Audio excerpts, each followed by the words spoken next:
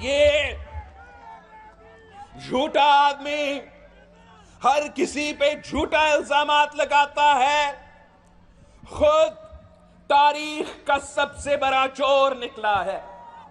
عمران کے حکومت کے دور عالمی ادارے نے، ٹرانسپیرنسی انٹرنیشنل نے کہا تھا کہ پاکستان میں جتنا کرپشن اس عمران کے دور میں ہوا ہے ماضی میں کبھی نہیں ہوا تھا۔ یہ ہر کسی کو چور چور کہتا ہے، خود زکوٰۃ چور نکلا، خود چندہ چور نکلا۔ یہ تو اپنا وہ جو کینسر ہاسپٹل ہے وہاں بھی ڈاکہ مارتا ہے اور اپنا کچن شوکت خانم ہاسپٹل سے چلاتا ہے۔ ہر کسی پہ چور کا الزام لگانے والا سب سے بڑا چور نکلا۔ پاکستان کے عوام پہچان چکے ہیں، ان کے جھوٹ پہچان چکے ہیں۔ ہم اب جانتے ہیں کہ یہ جو تبدیلی کا نعرہ تھا یہ تبدیلی ہی نہیں، تباہی ہے۔ عمران کا سیاست نفرت کی سیاست ہے اور پیپلز پارٹی کی سیاست محبت کی سیاست ہے۔ عمران کی سیاست اس ملک کو توڑنے کی سیاست ہے اور پاکستان پیپلز پارٹی کی سیاست اس ملک کی جوڑنے کی سیاست ہے۔ انشاءاللہ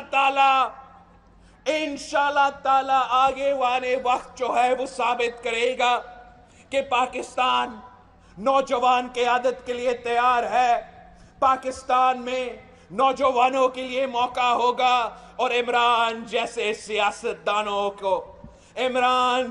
سیاستدانوں کو ہم ہمیشہ کے لیے ریٹائرمنٹ میں بھیجیں گے۔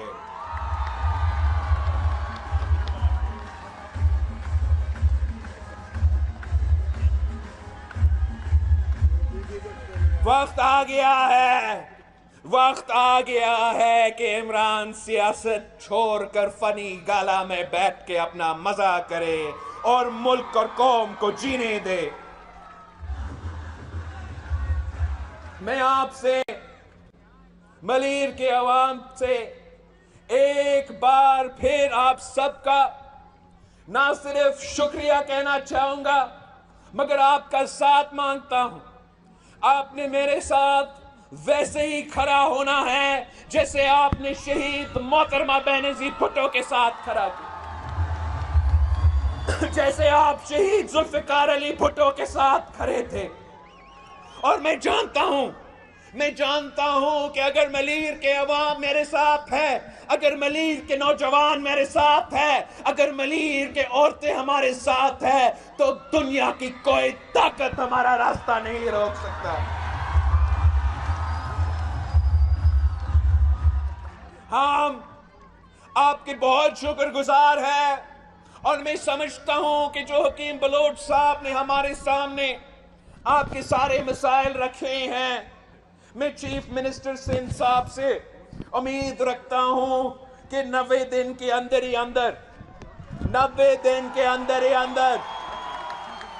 میں چاہوں گا کہ ان چیزوں پہ، ان سارے مطالبات پہ کام شروع ہو اور انشاءاللہ تعالی ہم آپ کے ساتھ مل کے اس کام کو بھی مکمل کریں گے۔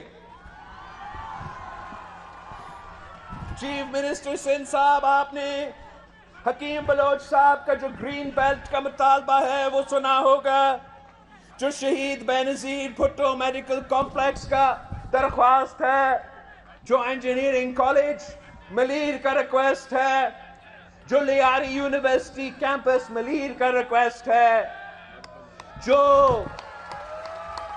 اربن ولیج ریگولرائزیشن کا ریکویسٹ ہے، جو رورل 30 سال کی ریلیز کی بات ہے، جو گریو برانڈ کا مطالبہ ہے، گریو یارڈ کا مطالبہ ہے، جو کیڈٹ کالج کا شکایت ہے اور جو ایگریکلچر یونیورسٹی تندر جام کیمپس کی بات ہے، یہ سارے کے سارے پوائنٹس جو ہے سی ایم صاحب انشاءاللہ تعالی اب 90 دن کے اندر مجھے رپورٹ دیں گے کہ کتنا پروگریس ہوا ہے۔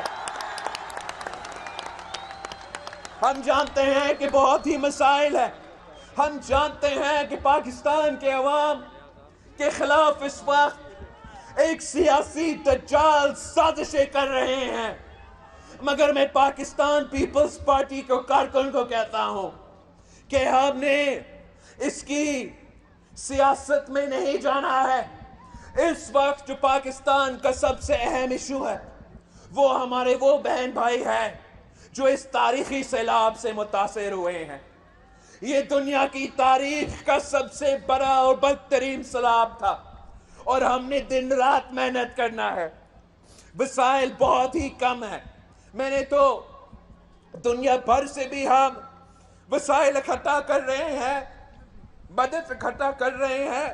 آپ نے بھی محنت کرنا ہے، جو ہمارے بہن بھائی ہیں جو مشکل میں ہیں اس وقت، جو سیلاب سے متاثر ہوئے ہیں، نہ صرف سندھ میں مگر بلوچستان میں، جنوبی پنجاب میں، پختونخوا میں، گلگت بلتستان میں ان کا کوئی آواز نہیں ہے۔ آپ نے ان کا آواز بننا ہے۔ آپ نے یہ جو باقی جو اپنے سیاست چمکانا چاہتے ہیں اور ملک کا اور قوم کا توجہ ان سیلاب متاثرین سے ہٹانا چاہتے ہیں، آپ نے ان کا سازش کامیاب نہیں ہونے دینا ہے۔